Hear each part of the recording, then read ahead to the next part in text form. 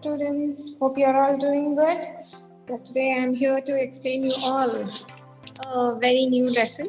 So that is chapter 3, the two stories about flying. Under this heading, that is flying, we will be studying two different lessons. Number 1, his first flight. The second one, black aeroplane. So, when the subject comes to flying, as you all know that it may be the natural flying, that is of birds, and the man made. What is man made? That is aeroplanes, helicopters, the jets, so on. So, here are the two lessons which portrays the flying segment itself. And the first lesson, his first flight. It's written by Liam O. Flaherty. The author tries us to narrate the experience of a little seagull who is very afraid of flying and even heights. Though he is a bird, he has to fly. That is the one of the unique feature he had. So if he loses up it, and then he won't be recognized as a bird too. And it's not compulsory that all the birds can fly. The ostrich doesn't fly. And whereas being a bird, the penguin doesn't fly. So we can take many examples of the birds which do not fly. So here we are going to study about a lesson about a seagull who is afraid to fly and how does he conquer his fear. In the previous lesson, that is Nelson Mandela, he says that you should not learn to manage the fear and come out of the afraidness, but you should learn how to conquer it. This is what he has taught us. So, here is a best example of a seagull who learned to conquer its own fear. So, let's not delay and let's go into the lesson. The first segment of this chapter is his first flight. The young seagull was alone on his ledge. Ledge, it's nothing but a narrow and a horizontal shelf-like a structure of a elongated rock projecting a wall and over a cliff. So I think you can see in your texts that the elevated area of the wall, so that can be called as a ledge. So that would be the best simple words to make you to understand. So his two brothers and sisters had already flown away the day before. So the day before itself, his own siblings, that is brothers and sisters. So by this what we have to understand, he has two brothers and one sister. He had been afraid to fly with them. So he was very afraid to fly with them.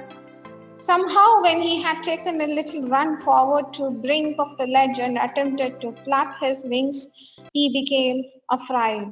So he did not keep quiet, but he just made an attempt and tried his best to fly off. But very unfortunately, he was very afraid. He attempted to flap his wings, but he was very afraid. His heartbeat was double enough, and he was so feared that he came back. The great expanse of the sea stretched down beneath, such a long way down, and it was miles down. He felt certain that his wings would never support him. So, by seeing the sea which has been long stretched off, and the ledge was very height enough from the sea level, and he was not certain and so confident that he can fly and his wings would support him flying.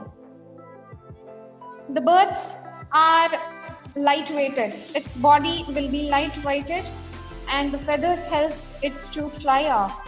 But whereas him, he doesn't have any confidence that he can fly off and his wings will be supported. So he bent his head and ran away back to the little hole under the ledge.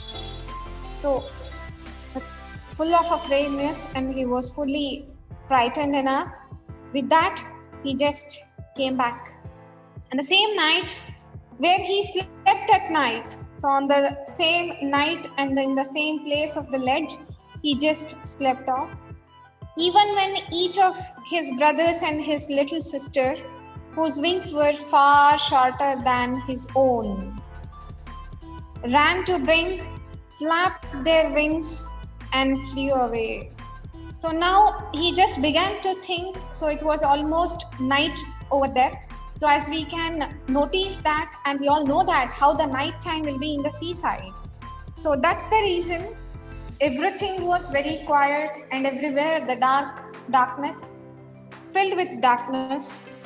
And now he started to think of before sleeping. Compared to him, his siblings have very shorter wings, but they were very successful in flapping up and flying away.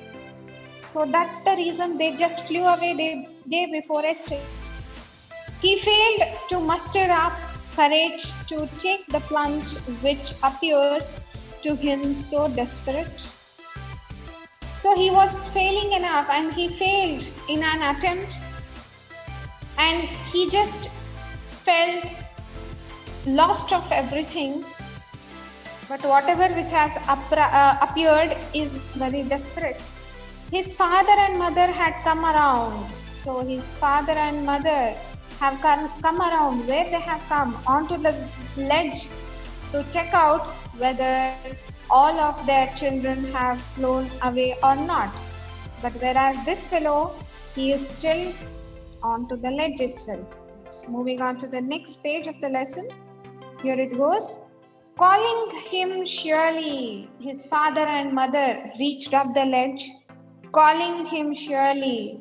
They are just screaming out, and with full of despair and angriness, they are just calling out. Why this fellow is here? All his brothers and sister, they flew away, but why he is here? Upbraiding, in the sense of scolding, they are making a sound, threatening to let him starve on his ledge unless he flew away. So they are just giving out a warning, and it would be the threatening warning also that he should be starving and stay there hungry by hungriness on the ledge itself, because they are not going to feed anymore, and he would be helpless and he would be not being taken care anymore by anybody. But it is his own duty to search for the food. But this would be got when he does it on his own. He should make the effort of flying and get his food on his own. But for the life of him, he could not move. So he thinks that for a lifetime that he cannot move. Now, that little seagull is feeling very desperate and helpless, that he cannot move at all for the lifetime. Then what happens? Was he able to move off? Let's see. That was 24 hours ago. So this had happened 24 hours ago. Since then, nobody had come near him. So it's been very long that he is very alone. And nobody had come to meet him, not even his siblings and not even his father and mother. The day before, all day long, he had watched his parents flying about with his brothers and sisters, perfecting them in the art of flight, teaching them how to skim the waves and how to dive for fish. So, the day before, his brothers and parents who were teaching them how to fly and how to skim off the waves and how to dive for the fish. Skim, it's nothing but to move very lightly to the surface of the sea, over and above the surface of the sea, and how to dive in to get and catch up the fish too. So these are the lessons have been taught by mother and father to his siblings. So he just watched this scene the day before. He had, in fact, seen his older brother catch his first ring and devour it, standing on a rock, while his parents circled around, raising a proud cackle. So, by this, the lessons taught by the parents have been taught very nicely, and for the first time,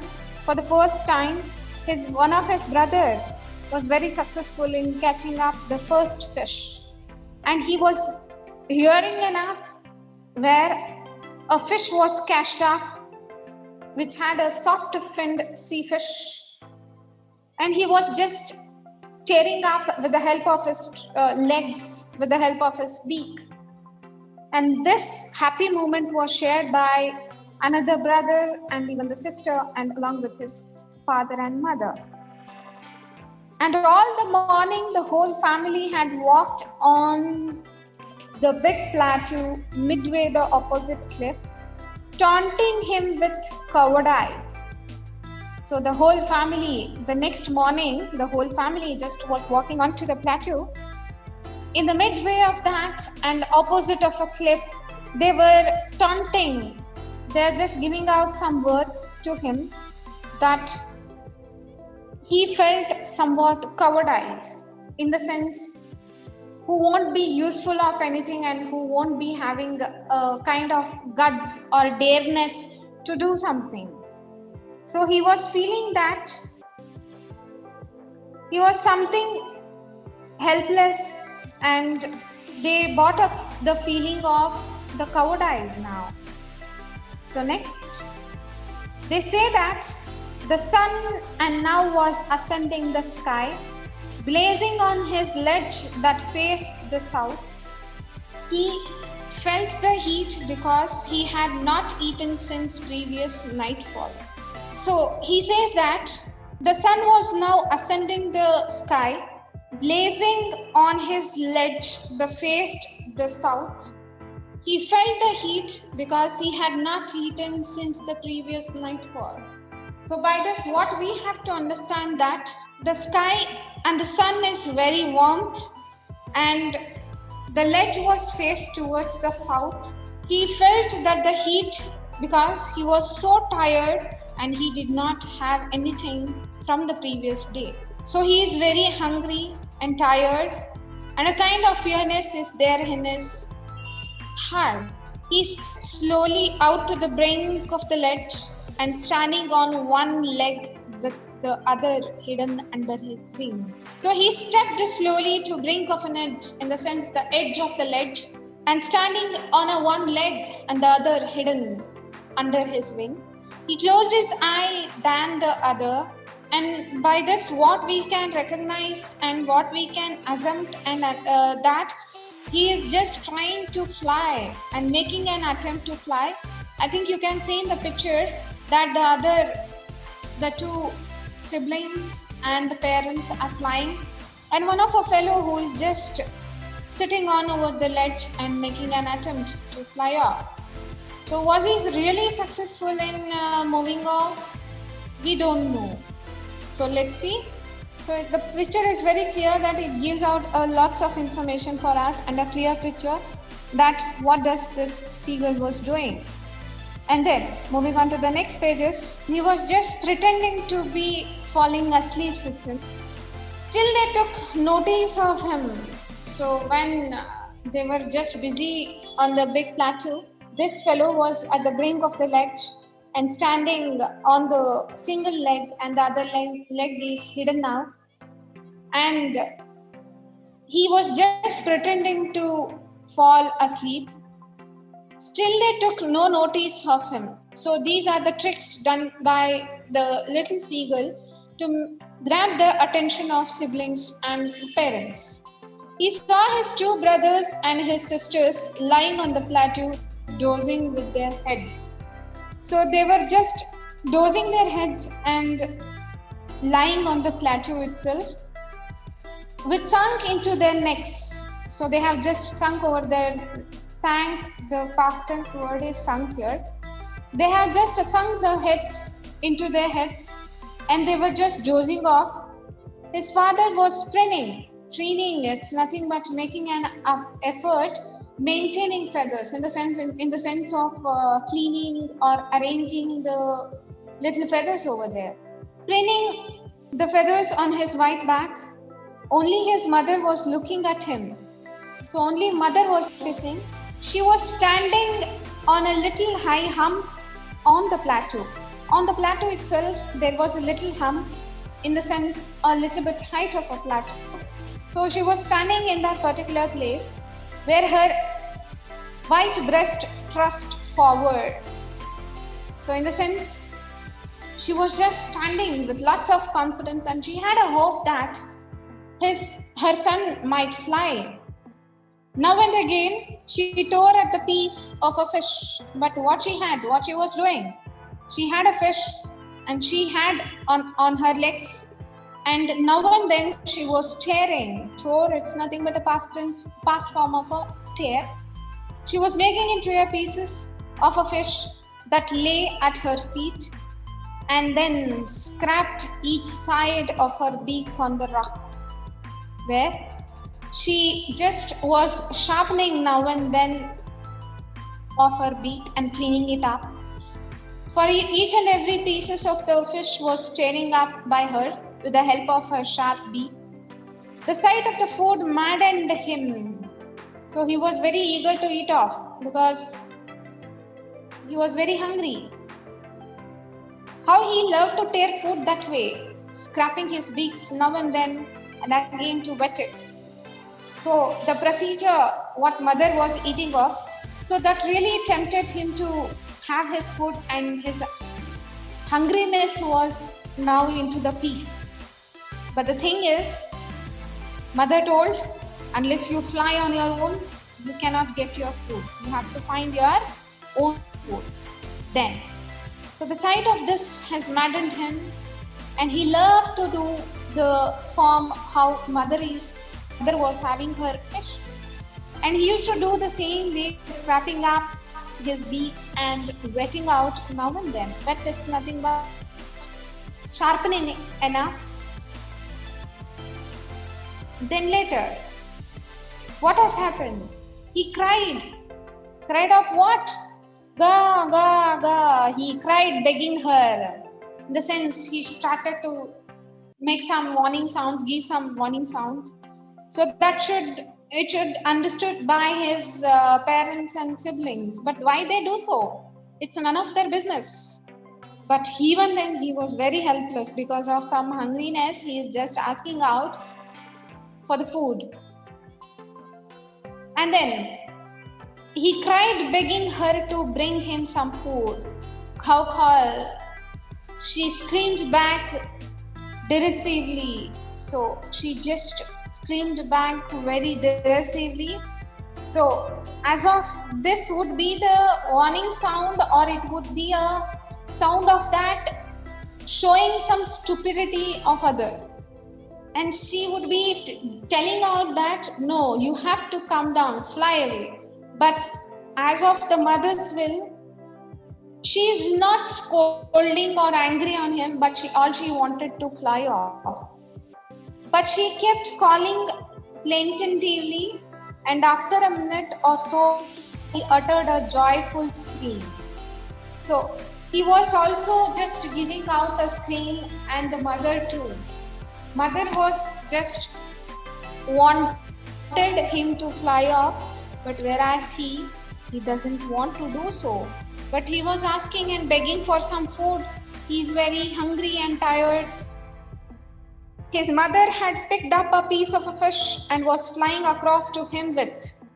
So, mother, the heart, the soul of the mother, it could not tolerate all these things. When a child is in a trouble, the mother, definitely she'll be beside us to help.